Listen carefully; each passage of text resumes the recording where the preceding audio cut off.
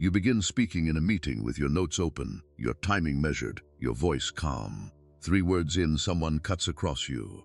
Not aggressively, not loudly, just enough to redirect the room. A senior voice asks another question. People shift in their chairs, pens move, laptops open, and nobody comes back to you. You tell yourself it was timing, bad rhythm, wrong moment. Maybe your point wasn't sharp enough. So you sit there, nodding, pretending to stay engaged while the conversation moves forward without the sentence you never got to finish. And that's when the first illusion breaks. You thought competence earned space. You thought if you prepared enough, spoke clearly enough, understood the numbers better than everyone else, respect would arrange itself around your value. But power has never worked that way.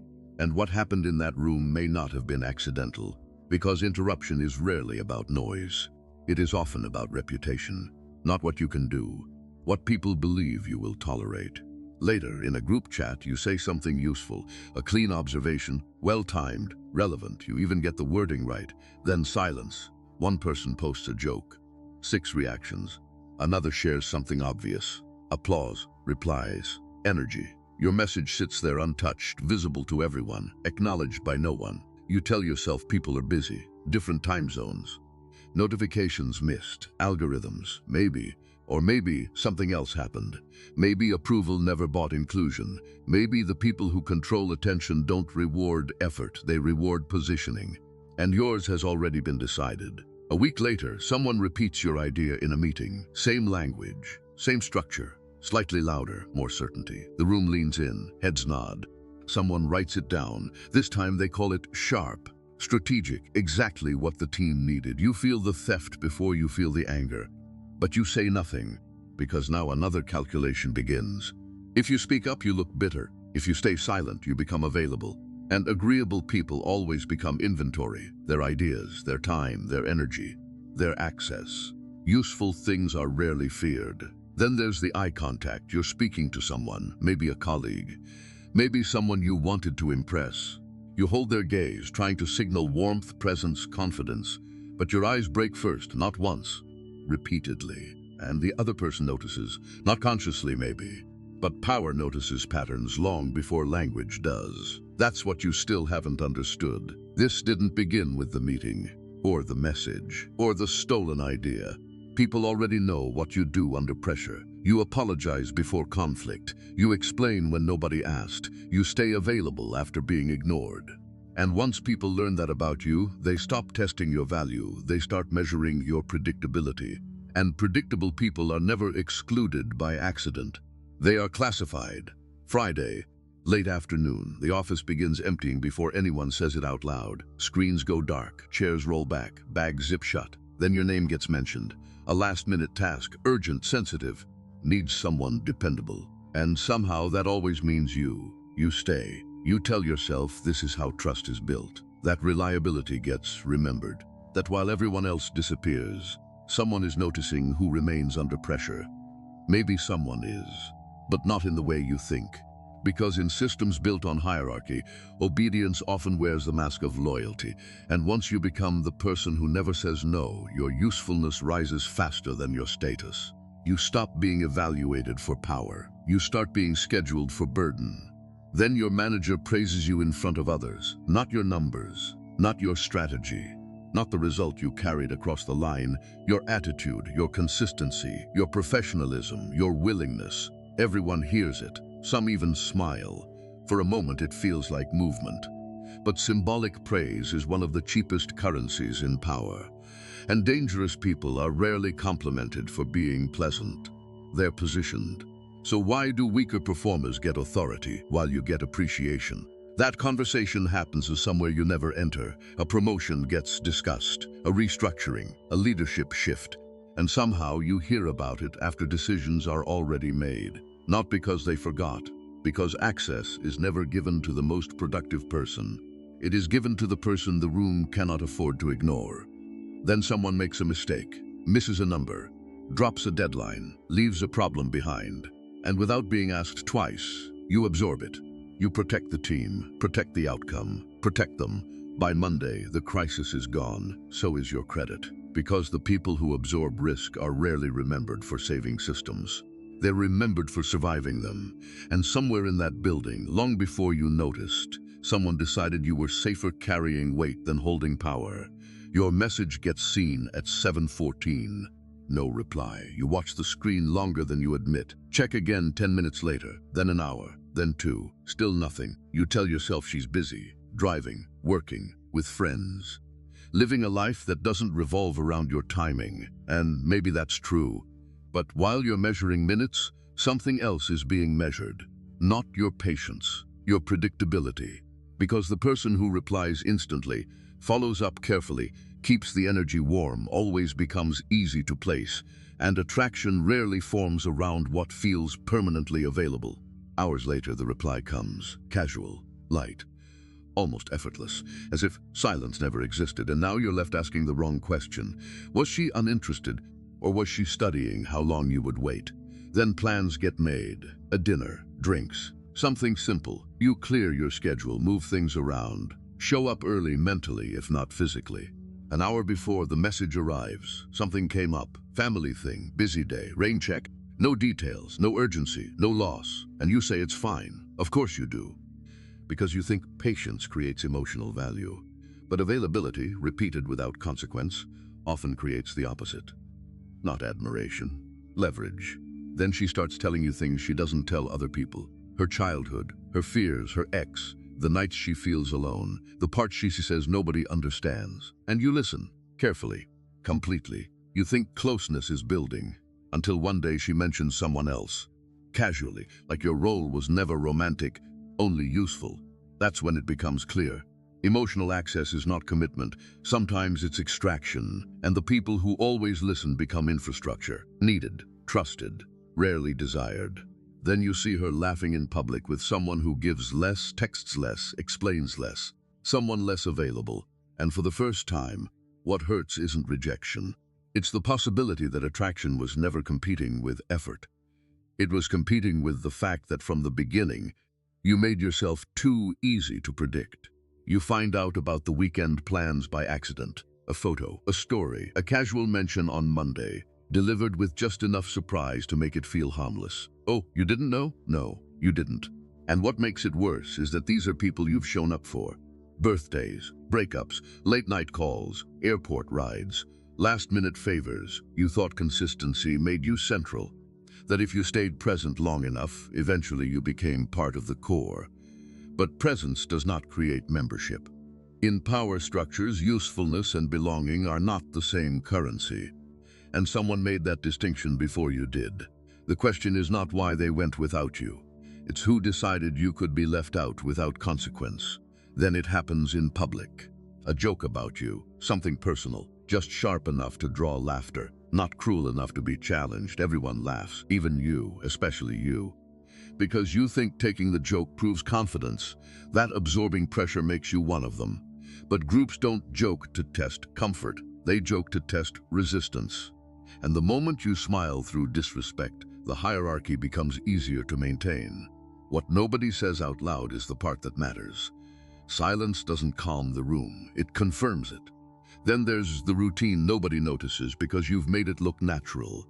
You drive, you book the table, you front the cash when someone forgets, you organize, coordinate, cover the gaps. And when you're there, everything works. When you're not, something breaks. But that doesn't make you central, it makes you infrastructure. Useful systems are appreciated in private and forgotten in public. Then one night, something you told one person in confidence comes back wearing laughter, a private fear, a mistake, a story you never offered the group. Now it's entertainment, passed around like shared history. And everyone acts like it's harmless, which means the betrayal didn't begin when the joke was told. It began when someone realized your honesty created leverage, and nobody expected you to fight over it.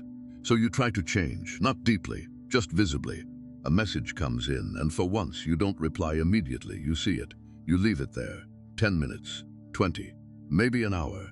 You tell yourself this is different now. That urgency made you cheap. That delay creates gravity. That people will feel your absence if you control your availability.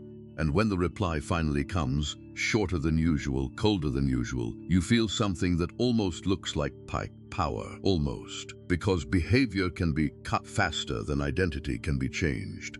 And people who know you well don't study your tactics, they study your tension. They can feel when distance is performed, even before you speak. Then someone invites you out, and for the first time, you say no, no excuse, no long explanation, just no. You stare at the screen after sending it, wondering what happens now. Will they respect it? Will they notice? Or will your refusal become a joke the moment you leave the chat? Because scarcity, used reactively, does not create status. It often exposes how badly you still need the reaction. Then you change the image, sharper clothes, cleaner posture, less smiling, fewer unnecessary words, a little more eye contact, a little less warmth. You walk into rooms differently. And for a few days, people notice. Questions change, attention increases. Somebody who ignored you before suddenly checks your mood. Someone who never replied quickly starts responding faster. A few glances last longer than usual, and for a moment you think it worked. Maybe all you needed was presence, style, timing, control. Maybe people finally see you differently. But history does not disappear because you changed your outfit. Reputation is rarely updated by appearance. It is challenged by consequence. And the people who benefited most from your old behavior notice change faster than anyone. Not because they admire it, because systems always study disruption before deciding whether to accept it or crush it. Then the old name comes back, not your actual name, the nickname, the one attached to your old role, the safe one, the funny one, the dependable one, the version of you everyone learned how to use. It gets said casually, in public, wrapped in laughter, and the room responds instantly, because social memory is faster than personal reinvention. You thought changing behavior erased classification. It doesn't. Once a group archives your role, history becomes a weapon they can reactivate whenever your posture begins to shift. And someone chose that moment for a reason. The question is not who said it, it's who needed everyone else to remember. Then your phone lights up. A favor. Help with something urgent.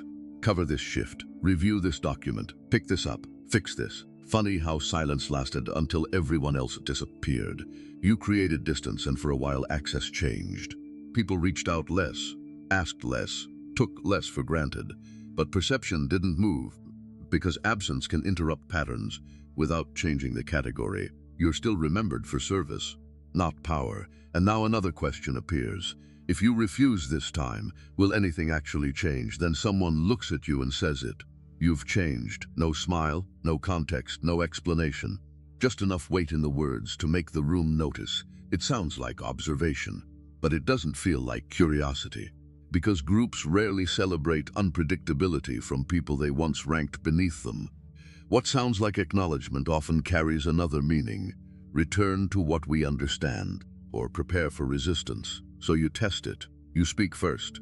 Set direction, cut through hesitation, assign tasks instead of accepting them. For a second, the room goes quiet. And that silence almost feels like control, until nobody moves, no objections, no support. Just stillness, because authority is never created the moment you claim it. It is either granted or quietly denied. And somewhere in that room, before you finished speaking, someone decided your voice still belonged to the version of you they buried months ago and never stopped using. Then it happens all at once, same week. At work, your promotion gets delayed, more conversations, more evaluation, more patience requested, no timeline, no commitment. Just professional language hiding a closed door. That night, your messages go unanswered by someone who once made you feel temporarily chosen. No explanation, no conflict, just disappearance. And before the week ends, your friends post photos from somewhere you were never invited. Again, 3 different environments, 3 different people, 3 different excuses. And for the first time, the pattern becomes impossible to ignore, because this is no longer bad luck, no longer timing, no longer misunderstanding. What if every room has been responding to the same signal? Not your talent, not your intentions, your behavior. Then someone new arrives. At work, a new hire speaks with less experience than you and somehow gets uninterrupted attention. A woman laughs harder at a man who gives less effort than you ever did. A stranger enters your social circle and somehow gets invited deeper in 1 week than you did in 3 years. And now the illusion dies completely. Time invested, never guaranteed status. Familiarity didn't create value. In power structures, unknown variables create caution. Known compliance creates comfort. And comfort is rarely respected. Soon your name starts carrying a word. Helpful. He's helpful. She knows you can count on him. He's a good guy, solid, reliable, easy to work with. Everyone says it like praise. And maybe part of you still wants to believe it is. But labels in social systems are rarely neutral. Some labels elevate, others contain. Helpful people get remembered when something is needed, not when influence is distributed. Then one day you hear it live. Plans being made nearby, names being mentioned, locations decided. You're close enough to hear, but not close enough to be included. And nobody lowers their voice. Nobody pauses, nobody even checks if you noticed, because tolerated proximity is not membership. And that is when the darkest realization finally surfaces. Approval seeking didn't fail once. It didn't fail in one relationship, one office, one friend group. It worked perfectly. It trained people exactly how to use you. The only question left is whether a role practiced for years can still be unlearned, or whether everyone around you has already decided who you are. Your phone lights up, not with curiosity, not with invitation, not with desire, a favor, a question, a problem, a last-minute request dressed in casual language. You already know the pattern before you open it, because people rarely contact you when they want your presence. They contact you when they need your function. And for years, you confused being needed with being valued. But access without respect is not influence. It is dependency without status. And if you ignored the message, would anything change, or would they simply wait, knowing you always come back? Then a group photo gets posted. You're in it, somewhere near the edge, half visible, smiling at the exact people who forgot to mention your name. Others get tagged, jokes in the comments. Shared memories, inside language. Your face is there, your name isn't. And now another question begins to follow you. Was that accidental, or did nobody feel the need to make you visible? Later, you hear it said casually, "He's always available." The room laughs softly, not cruelly, not maliciously, worse, naturally, as if the statement no longer belongs to one person, as if everyone already knows. That's the part you missed. Reputation is rarely built in confrontation. It's built in repetition, in every quick reply, every unnecessary explanation, every favor accepted without cost, every silence swallowed to keep peace. And now the final illusion breaks. People did not start ignoring you at the end. They identified you at the beginning. The meetings, the messages, the relationships, the friendships, none of them created your role. They recognized it. And once a room agrees on what you are, the only thing more difficult than being used is discovering how long they've all known.